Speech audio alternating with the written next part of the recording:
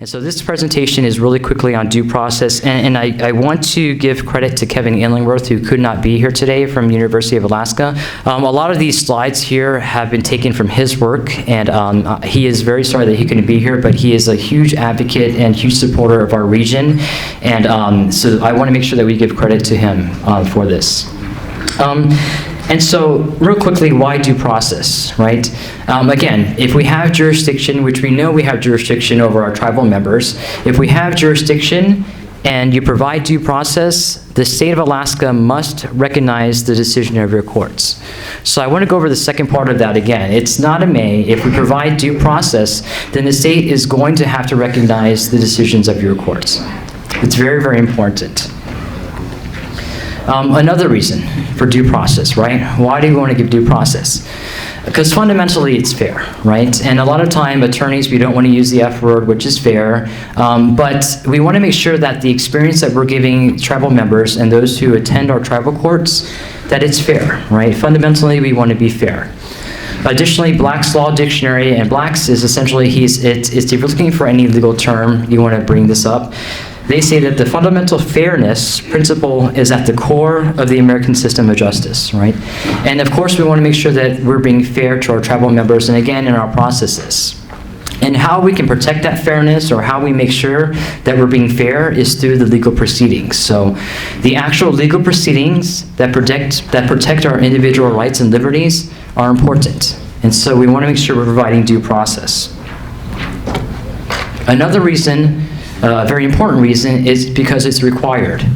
So the Indian Civil Rights Act of 1968, which is federal law, requires that we provide due process to our participants involved in our tribal courts. And again, the way that we protect those due process rights are through the actual legal proceedings that protect those individual rights and liberties.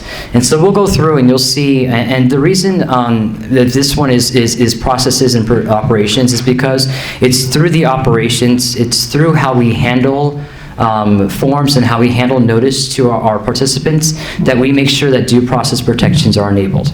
And again, with the due process protections enabled, that's going to protect our orders, it's going to uphold our orders, and it's going to uphold our tribal members. So what is due process, right? I'm going to go back one. Can anybody tell me, does anybody remember from Kevin's wonderful presentations before, one or all three requirements of due process? There are three. The first one is notice. So notice, essentially, and very simply, it says that we want to tell the person about the hearing, right? We want to make sure that they know about the hearing. It's their right to know about the hearing, so notice requires that we tell the person about the hearing. The second one is opportunity to be heard. And that is quite simply, we must give the person a chance to speak and tell their sides of the story. And the third is a fair and impartial hearing, a fair and impartial meeting. It must be held in the normal fashion, and there must be no conflict of interest. So again, due process requires three things. It's just notice, opportunity to be heard at a fair and impartial hearing. So let's talk about number one, notice. What is notice, right? So notice is essentially letting the person know some simple items. So we want to let them know when the hearing is going to be held, where the hearing is going to be held at, and we also want to let them know what the hearing is about, right? So it's really simple. So if you think in your head, you receive a piece of paper or notice, we want to let them know when it is, where it's at, and also what the hearing is about. And there's different ways or different means of providing notice. So for example, in this cartoon here, right, which is, by the way, The Simpsons, Abu, right, he's being handed a piece of paper at his Quickie Marts, right? So the different ways that notice can be provided is personal service, number one. That is the best and most effective way. That's whenever we actually hand a piece of paper to Abu and say, listen, you are going to be, you're being called to court. That's personal service. The second way is through mail, and a lot of what we do nowadays is through mail or email. And so it's the same thing, the notice that provides when and where and what is going to be discussed is put into the mail and mailed to the person. We can also do service by phone. We can call them up and let them know, hey, listen, you have a court hearing in 2 weeks at this time, at this date, on this matter.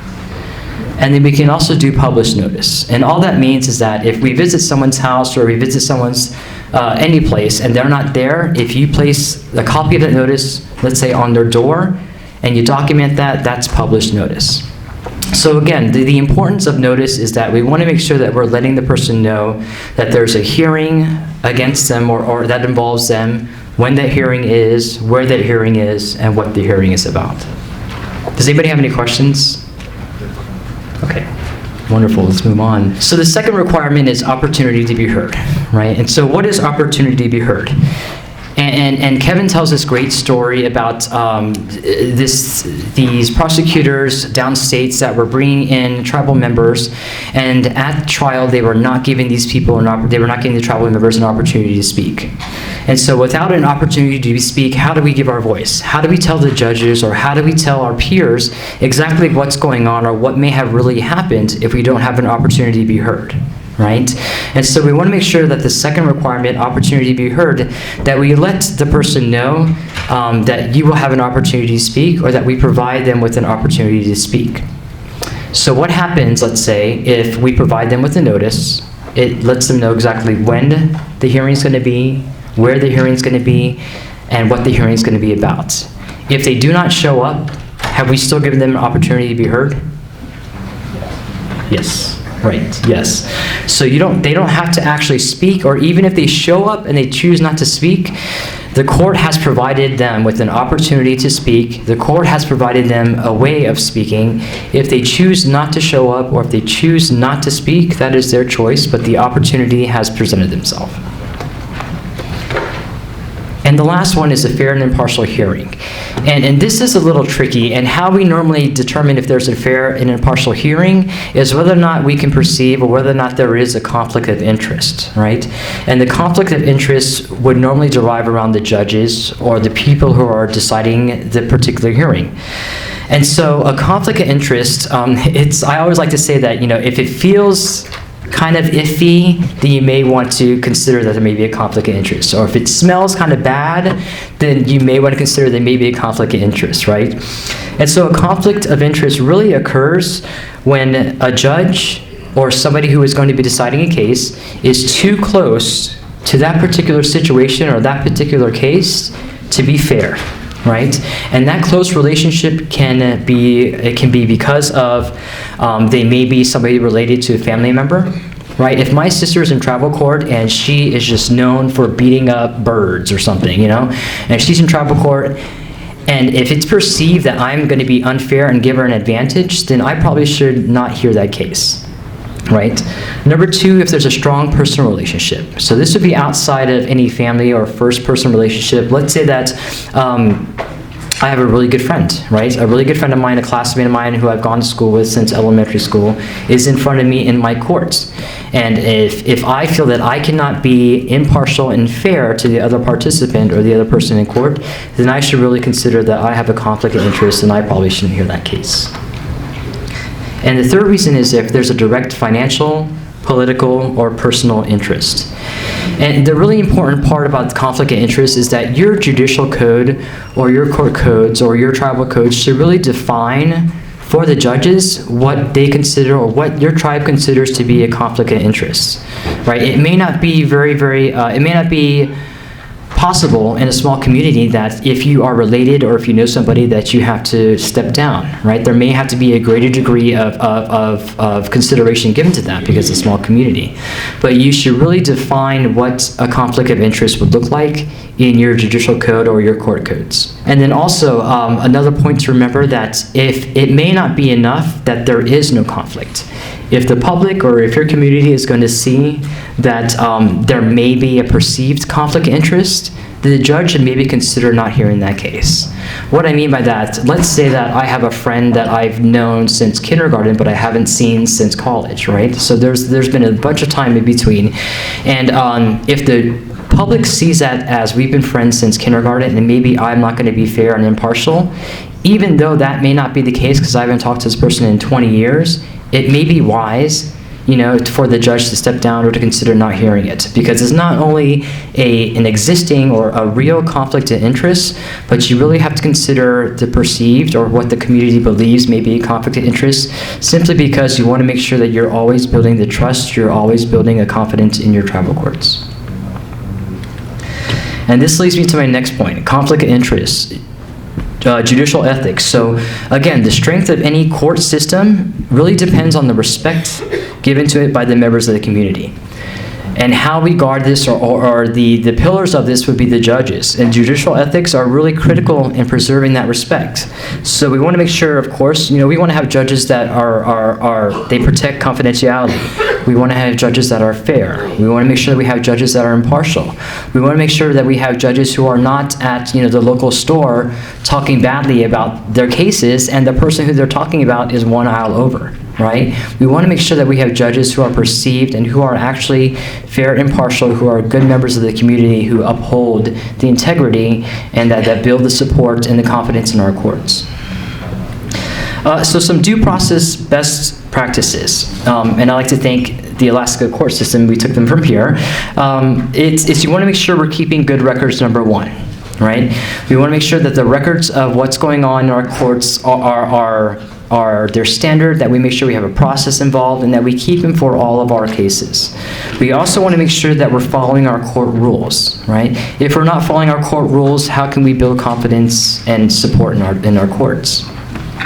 We also want to make sure that judges explain their decision, and Judge O'Gara and Judge Ling will go more into this, but essentially what I mean by that is that we're not writing an order that says denied. We're explaining either to them in person exactly why we're denying their order, or why they're approving their order, or why it's being granted, and also that we're detailing it in writing. And then also, of course, we want to make sure that we protect confidentiality, right? We want to make sure that if we have people who are coming to tribal court because they have needs, because they want some resolution in tribal court, that we are protecting their confidentiality, and we're making sure that we make them feel comfortable and welcome. So you may ask, what type of justice system can tribes use, right? And the answer is really simple. Tribes can enforce their laws through any justice system they choose. They can force it through their own system. So again, the only requirement is that tribes have jurisdiction and that your justice system provides due process. And I'll explain this a little bit more. So let's say, for instance, we have court models downstates, right? Western court models, mainstream court models. Are tribes required to follow the Western court models? No, not at all, right? We have alternative courts, we have appealing to wellness courts, we have juvenile courts, we have elder courts, we have elder meetings that we don't call courts that function as courts, and we don't have to provide the same system of justice or same court system that Western courts do, right? The only requirement that we have under federal and state law is that we require that we provide all of our participants due process. And to further drive that point, I want to read what the Alaska Supreme Court said on due process. And I'll read this a couple of times. And they said, but this due process analysis in no way requires tribes to use procedures identical to ours in their courts. State courts, meaning Alaska state courts, should strive to respect the cultural differences that influence tribal jurisprudence, as well as to recognize the practical limits experienced by smaller court systems. In a nutshell, what they're saying here, the Alaska Supreme Court, they're saying we recognize that your tribal courts are your tribal courts. You can set them up however you like. We recognize that there are cultural differences that we may not understand, but that we have to respect. And so the tribes have the authority and the right to go ahead and set the tribal courts up however they like. And again, the Alaska Supreme Court again further drove home, saying that tribes have the power to make their own substantive law in internal matters and to enforce that law in their own forums. Similarly, the Supreme Court has stressed that tribal sovereignty is valuable precisely because it enables Native Americans to control their own internal relations and to preserve their own unique customs and social order. All this says here is everything that we already know. We have the right to make laws that affect our tribal members. We have the right to make laws that are culturally relevant to us. We don't have to follow the Western world. We don't have to have the same laws as them. We can make laws that protect our tribal members, our tribes, and our communities on our own. Right? So the simple conclusion of this, and of all this due process presentation, is this.